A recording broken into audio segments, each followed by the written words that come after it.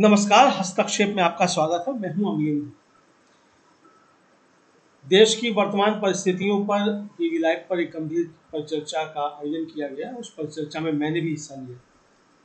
इस परिचर्चा में वक्ताओं ने देश में जो गतिविधियां चल रही हैं उनका विश्लेषण किया। तो आइए सुनते हैं उस परिचर्चा के कुछ प्रमुख अंश साभार। अगर आपने हमारा चैनल सब्सक्राइब नहीं किया तो इसको सब्सक्राइब कर लीजिए। वीडियो को ज़्यादा से ज़्यादा लाइक और शेयर कीजिए और कमेंट करके बताइए भी कि इस परिचर्चा पर आपकी क्या राय है। तो आइए सुनते हैं इस परिचर्चा के कुछ प्रमुख अंश साभार। बिहार के बाद अब महाराष्ट्र से भी एनडीए के लिए अच्छी खबर नहीं आ रही है। पूर्व मुख्यमंत्री एकनाथ शिंदे एक बार फिर बगावती मोड में दिखाई दे रहे हैं और अलग अलग जिलों में गार्जियन मिनिस्टर नियुक्त करने को लेकर इस बार शिंदे की नाराजगी सामने आई है और वो फिर से अपने कोप भवन यानी अपने सतारा वाले घर चले गए हैं। इधर बिहार में जीतन राम मांझी ने ऐलान कर दिया है कि अगले महीने वो गांधी मैदान में अपनी ताकत बीजेपी को दिखाएंगे और बताएंगे कि उनकी पार्टी को कमजोर समझकर बीजेपी ने क्या गलती कर दी है। एनडीए में इन बढ़ती दरारों से बीजेपी कैसे निपटेगी ये तो पता नहीं, लेकिन इधर राहुल गांधी भी एक के बाद एक नया मोर्चा खोलते जा रहे हैं। कल से राहुल गांधी ने व्हाइट टी शर्ट मूवमेंट शुरू किया है। कल हम लोगों ने इसी प्रोग्राम में चर्चा की थी व्हाइट टी शर्ट मूवमेंट की, जिसमें वो हर तरह से कमजोर वर्गों के हक और न्याय की आवाज बुलंद कर रहे हैं। राहुल गांधी हाल ही में दिल्ली के एम्स में भी आधी रात को पहुंचे थे और वहां मरीजों के साथ साथ उनके तीमारदार जिस हाल में रहते हैं उसका मुआयना किया था। राहुल गांधी ने इसे नर्क बताते हुए एक वीडियो जारी किया था और अब उन्होंने केंद्रीय स्वास्थ्य मंत्री जेपी नड्डा और दिल्ली की मुख्यमंत्री आतिशी को चिट्ठी लिखी है। कांग्रेस ने इस चिट्ठी के साथ एक ट्वीट किया है और जिसमें लिखा है, क्या कुछ लिखा है जरा उस ट्वीट को हम स्क्रीन पे ले आते हैं। और ट्वीट में राहुल गांधी, कांग्रेस पार्टी खासकर लिख रही है कि नेता विपक्ष श्री राहुल गांधी ने देश भर से दिल्ली एम्स आने वाले मरीजों और उनके परिवारों को बेहतर सुविधाएं उपलब्ध कराने के लिए केंद्रीय स्वास्थ्य मंत्री और दिल्ली की मुख्यमंत्री को पत्र लिखा है। राहुल गांधी जी ने अपने पत्र में इलाज के लिए दिल्ली एम्स आने वाले लोगों को हो रही परेशानी के बारे में विस्तार से बताया है। इलाज के लिए दिल्ली आने वाले मरीज इस ठिठुरती ठंड में मेट्रो स्टेशन के नीचे सोने को मजबूर हैं। उनके पास न तो पीने के पानी की व्यवस्था है और न ही शौचालय की। आसपास कूड़े कचरे का भी ढेर लगा रहता है। राहुल गांधी जी ने केंद्रीय स्वास्थ्य मंत्री जेपी नड्डा जी से इस मानवीय संकट को हल करने के लिए तत्काल कदम उठाने की मांग की है। ये बात लिखी गई है कांग्रेस के ट्विटर हैंडल से। दिल्ली चुनाव से पहले दोस्तों बीजेपी और आम आदमी पार्टी एक दूसरे पर हमलावर हैं और एक दूसरे के दोषों को दिखाने में लगे हैं। वहीं कांग्रेस अपने पहले के काम और भावी योजनाओं का खाका पेश कर रही है और इस बीच राहुल गांधी का ये एम्स दौरा और उसके बाद चिट्ठी लिखना बता रहा है कि राहुल गांधी दिल्ली के साथ साथ बाकी देश को भी मैसेज दे रहे हैं कि उनकी और कांग्रेस की प्राथमिकताएं क्या हैं। आपको बता दूं कि कल राहुल गांधी फिर बेलगावी पहुंच रहे हैं, कर्नाटक बेलगावी, जहां 27 तारीख को अधिवेशन हुआ था। आप याद कीजिए कांग्रेस पार्टी का अधिवेशन, लेकिन उसी वक्त आप याद कीजिए कि निधन हो गया था डॉक्टर मनमोहन सिंह का। तो बेलगावी में आगे का जो कार्यक्रम था, जिसमें सबसे बड़ा कार्यक्रम यह था कि रैली होनी थी कांग्रेस पार्टी की, वो रैली नहीं हो पाई थी। तो पिछले महीने कांग्रेस का अधिवेशन हुआ था, मनमोहन सिंह का आकस्मिक निधन हो गया और उसी के कारण जय बापू, जय भीम, जय संविधान रैली नहीं निकल पाई थी।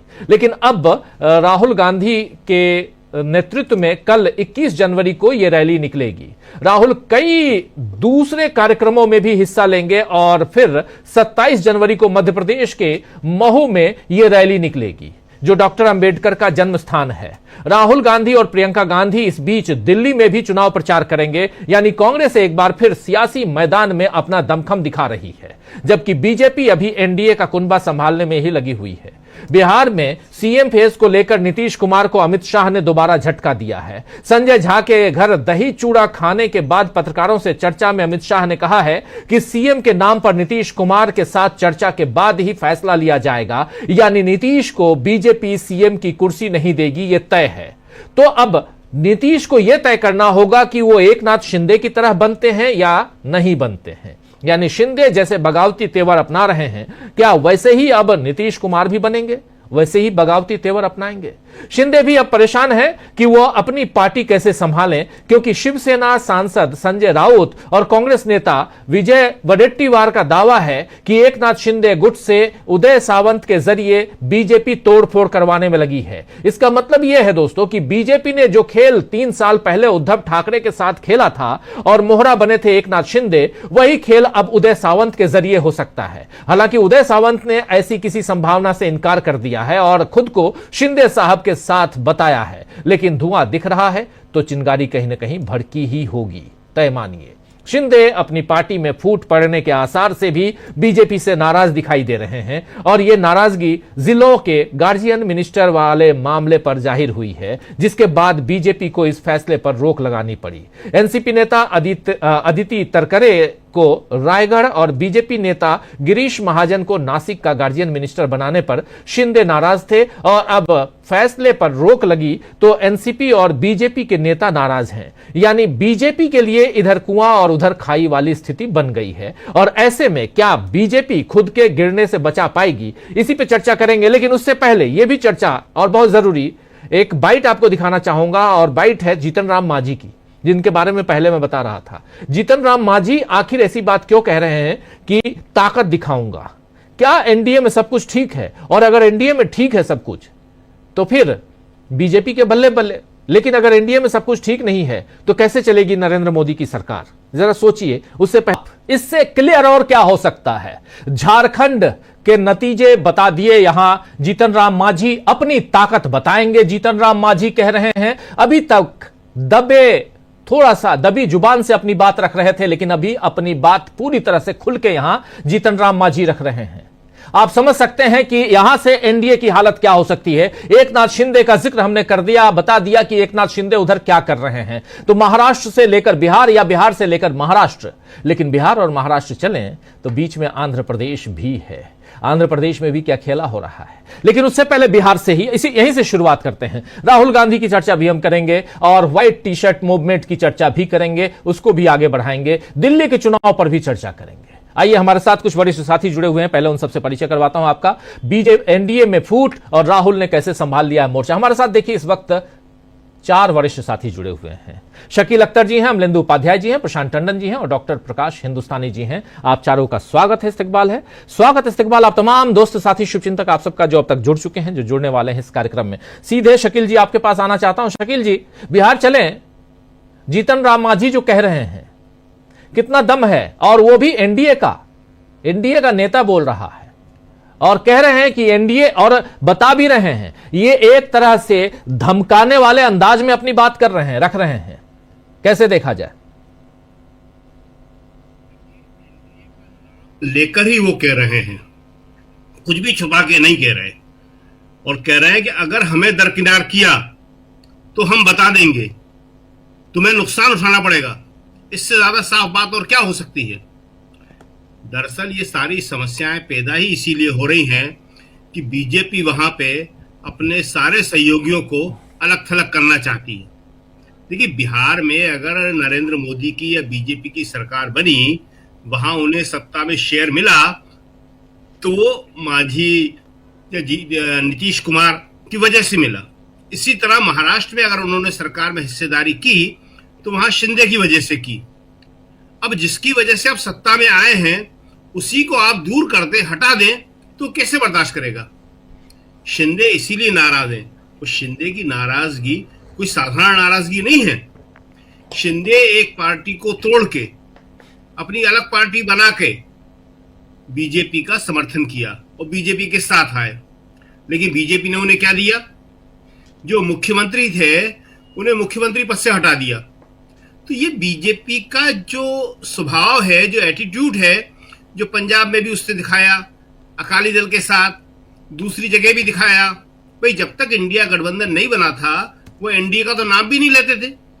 अचानक रातों रात एनडीए की मीटिंग बुला ली उन्होंने। तो ये जो है, मोदी जी को एक बड़ी मुश्किल का सामना करना पड़ रहा है, चाहे वो महाराष्ट्र हो, चाहे वो बिहार हो, कि उनके सहयोगी जो हैं अब उनसे डर रहे हैं, उनसे घबरा रहे हैं कि इनकी जैसे जैसे ताकत बढ़ेगी उस ताकत का इस्तेमाल वो हमारे खिलाफ ही करेंगे। और इसलिए बिहार में आप देखिए कितना लंबा अरसा हो गया, 2 महीने से ज्यादा हो गए, वहां बीजेपी जो है राजनीतिक स्थिरता पैदा नहीं कर पा रही है, वहां राजनीतिक अस्थिरता लगातार बनी हुई है।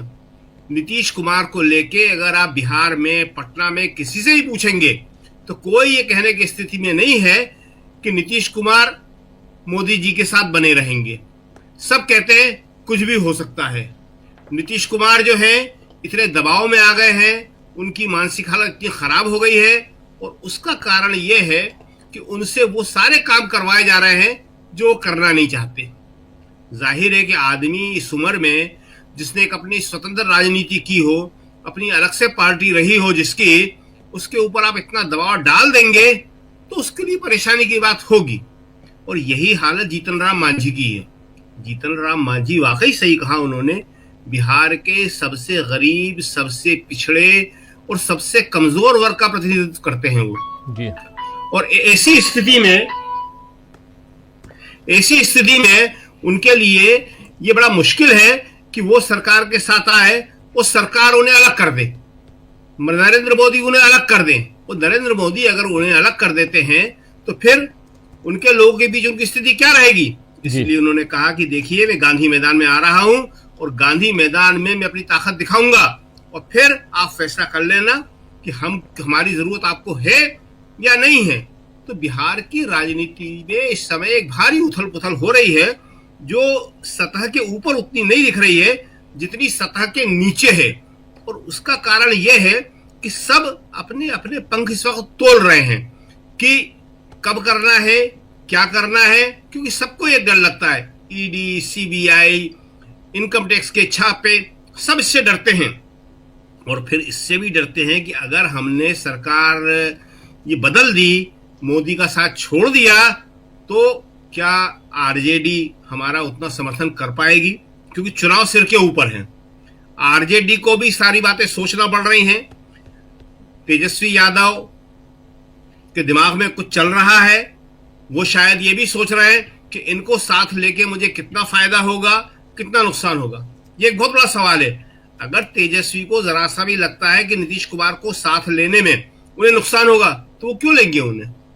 बिल्कुल नहीं लेंगे उन्हें, क्योंकि आज की स्थिति में तेजस्वी, कांग्रेस, सीपीआई, एमएल और दूसरे सहयोगी, उन्हें भारी जन समर्थन मिल रहा है।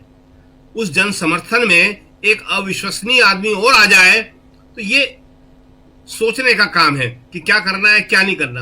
और यहां ये बात भी समझना जरूरी है कि लालू जी और तेजस्वी की बातों में कोई अंतर्विरोध नहीं है। लालू जी सिर्फ इतना कर रहे हैं कि नीतीश कुमार बीजेपी से छिटके। लालू जी का अपना राजनीतिक गेम बिल्कुल सही है, बिल्कुल अलग है। बाद में उनको साथ लें या नहीं लें, लड़का बच्चा है, क्या करें इसका, लालू जी की पुरानी स्टाइल रही है जी, तो वो कह सकते हैं। तो आज की स्थिति में बिहार में स्थिति बीजेपी के लिए कोई अच्छी नहीं है। जी राजीव जी, बिल्कुल बिल्कुल आप सही कह रहे हैं। आज की तारीख में बिहार में बहुत कुछ चल रहा है, लेकिन बिहार के अलावा महाराष्ट्र में भी चल रहा है। और महाराष्ट्र में, बिहार में और इन सबको अगर देखा जाए तो क्या माना जाए, क्या यहां से। और दूसरी तरफ राहुल गांधी जो कर रहे हैं उनकी राजनीति, उस पर भी आएंगे। और कल बेलगावी, उसके बाद 27 तारीख को महू में कांग्रेस पार्टी क्या कर रही है, इस पर भी आएंगे। शकील जी आपके पास, आपके जरिए समझेंगे। लेकिन जरा प्रशांत टंडन जी आपके पास आना चाहता हूं। जो बाइट अभी एक बार फिर से सुनाना चाहता हूं, जीतन राम मांझी की ये बाइट बहुत इंपॉर्टेंट है। जीतन, और एक बात वो कह रहे हैं कि सम्मेलन की बात भी कर रहे हैं कि हमारे लोगों को सम्मेलन में ले जाया जाता है। वो किस सम्मेलन की बात कर रहे हैं उस पर भी मैं आऊंगा। तो मसला राजीव जी ये है कि 2-3 फैक्टर हैं बड़े इंपॉर्टेंट। एक, जो सामाजिक न्याय की राजनीति जिसमें अभी अभी वहाँ पे राहुल गांधी ने संविधान सुरक्षा सम्मेलन किया है, उस सम्मेलन की बात कर रहे हैं वो। तो सामाजिक न्याय की राजनीति का दबाव बन रहा है और वो दबाव वो नीचे से अपने समर्थकों में, अपनी कंस्टिट्यूएंसी में महसूस कर रहे हैं। एक बात। दूसरी बात कि बीजेपी के पास स्टेट में कोई लीडरशिप नहीं है। सुशील मोदी थे, सुशील मोदी का सभी पार्टियों में उठना बैठना था, नेताओं के साथ संबंध अच्छे थे। अब बीजेपी के पास जो नेतृत्व है वहां पे राज्य में, बिहार में, वो उस कद के लोग नहीं है। तीसरी बात की देखिए, बीजेपी नीतीश कुमार के कमजोर होने का स्पष्ट संकेत दिख रहा है। बीजेपी ने नीतीश कुमार को कमजोर कर दिया, ये कहकर कि नीतीश कुमार अगले मुख्यमंत्री होंगे या नहीं होंगे, इसमें कोई अभी फैसला नहीं हुआ है। ये कहते हैं नीतीश कुमार कमजोर हो गए बिहार में। जब आपका मुख्यमंत्री ही कमजोर हो जाएगा तो एनडीए का जो यूनिफाइंग फैक्टर है, जो एकता करने वाला कोई नेता है, वही कमजोर अगर है तो वो एकता क्या करेगा। तो एक सामाजिक न्याय का जो दबाव है, सामाजिक न्याय की राजनीति का, वो जो विमर्श है बड़ा हो रहा है, संविधान का, डॉक्टर अंबेडकर का, ये तमाम विमर्श बड़े हो रहे हैं। नीतीश कुमार कमजोर हो रहे हैं। और एक आखिरी बात कि एनडीए, जब पहला एनडीए था वाजपेयी जी के समय का, पहली बार नरेंद्र मोदी एक कोलिशन गवर्नमेंट चला रहे हैं। न बिहार में, न गुजरात में चलाई, न दिल्ली में चलाई। पहली बार वो एक साझा सरकार चला रहे हैं। लेकिन जो साझा सरकार के मंत्र होते हैं वो उनको नहीं मालूम है, वो वाजपेयी जी को मालूम थे। और मोदी और अमित शाह दोनों की जो स्टाइल है वो ईडी, सीबीआई, मीडिया इस तरीके से रहती है। साझा सरकारों में ये नहीं चलता है। बहुत लंबे समय तक आप किसी मास बेस वाले नेता को दबा नहीं सकते, उसके पास उसके पीछे समर्थक होता है लाखों करोड़ों लोगों का। बिल्कुल। तो वाजपेयी की तुलना में मोदी और अमित शाह का जो एनडीए है वो धमका कर आप सबको एक साथ नहीं रखते बहुत लंबे समय तक।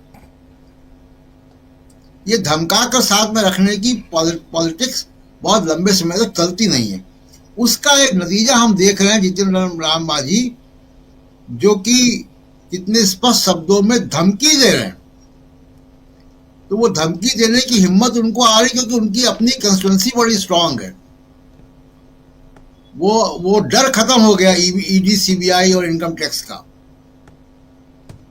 तो ये जो 2-3 फैक्टर हैं ये बड़े इंपॉर्टेंट है जो प्ले कर रहे हैं इस वक्त की पॉलिटिक्स में। और एक बड़ा इंपॉर्टेंट आपने गौर किया होगा, जब ये संविधान सुरक्षा सम्मेलन था, राहुल गांधी ने गुगली फेंकी वहां से और ये कह दिया कि नीतीश कुमार का जो जातिवार सर्वेक्षण था, सर्वे, वो फर्जी था, फेक है जी।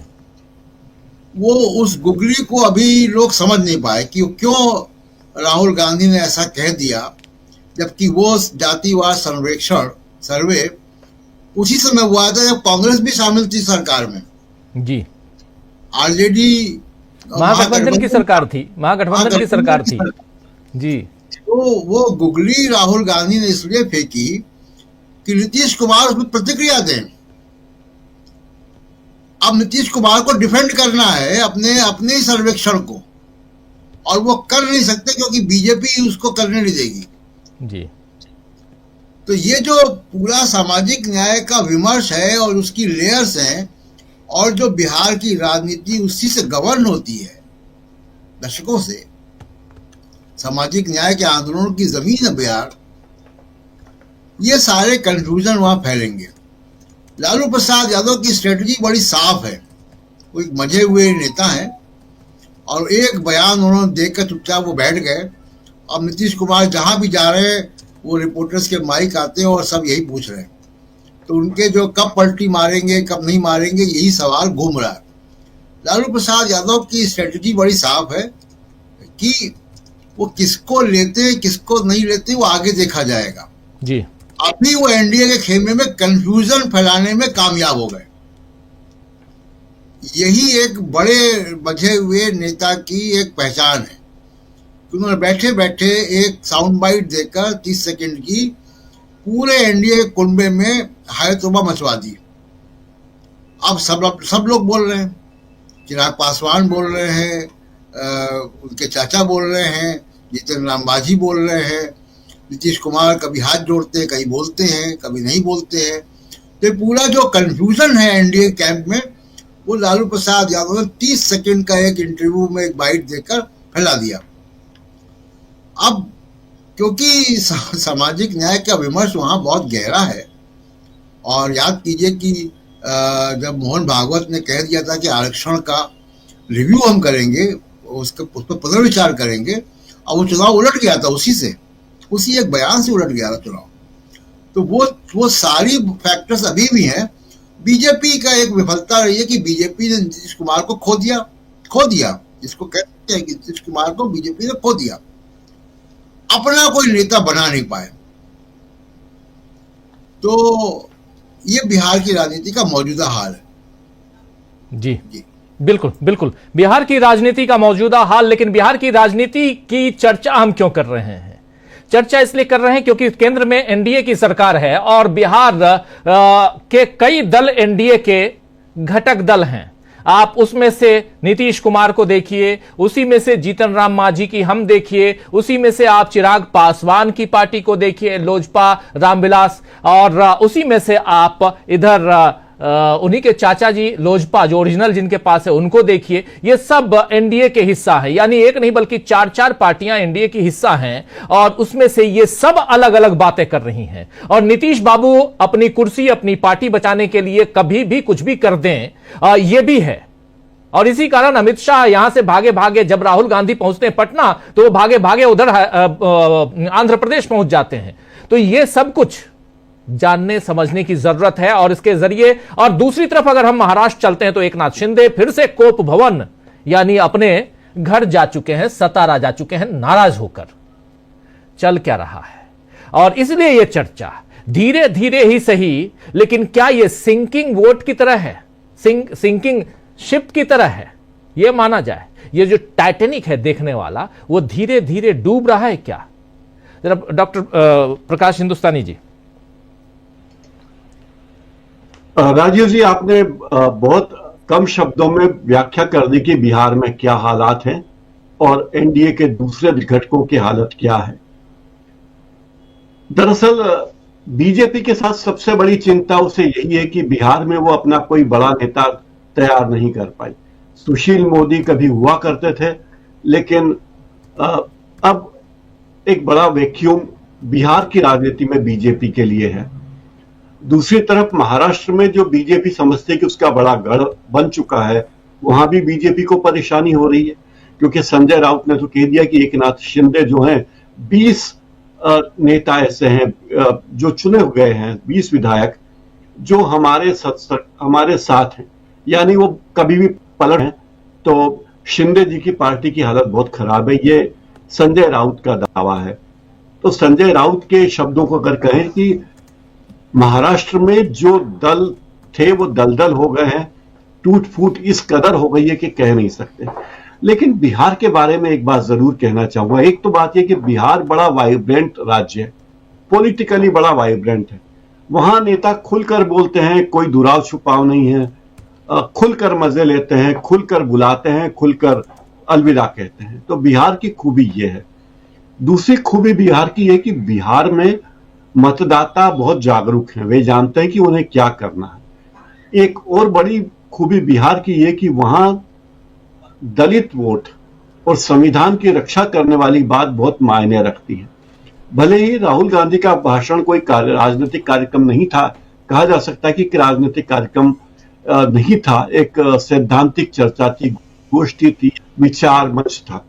लेकिन राहुल गांधी ने बिहार में जाकर जो काम किए, जो इशारे किए, जो संदेश दिए, वो ये बताता है कि बिहार में नीतीश कुमार के लिए परेशानियां एक से बढ़कर एक आती जा रही हैं। जीतन राम मांझी ने जो कहा, ये तो सीधी सीधी धमकी ही है कि वो खुले, मतलब इससे बड़ी धमकी और क्या हो सकती है जो हम दिखा रहे हैं डीवी लाइव में, कि वो तो कह रहे हैं कि हमारे लोगों को आप ले जाते हैं, ये नहीं चलेगा। तो ये बात बहुत मायने रखती है। इसका मतलब है कि जीतन राम मांझी भी वहां से उखड़े हुए हैं। जो भी लोग एनडीए के साथ बिहार से हैं, खास करके दिल्ली की सरकार में, वे सब ऊपरी तौर पर तो हैं, लेकिन अंदर ही अंदर उनके जो बगावत के स्वर फूट रहे हैं वो यदा कदा कहीं ना कहीं मीडिया में भी आ जाते हैं, कभी कभी कैमरे में भी दर्ज हो जाता है। और इस सब से नीतीश कुमार जी भी डरे हुए हैं। उन्हें लगता है कि आखिर उनका क्या होगा, इसकी चिंता उन्हें बहुत ज्यादा है। और अब एक हफ्ते बाद अगले सोमवार को महू में बाबा साहब आम्बेडकर की जन्मस्थली पे जो होने वाला है वो भी एक बड़ा राजनीतिक निर्णय होगा और उसमें उसके दूरगामी परिणाम बहुत सारे। मैं अगली बार बात करूंगा, अभी कुछ देर के बाद बात करूंगा। बिल्कुल बिल्कुल बिल्कुल, आप सही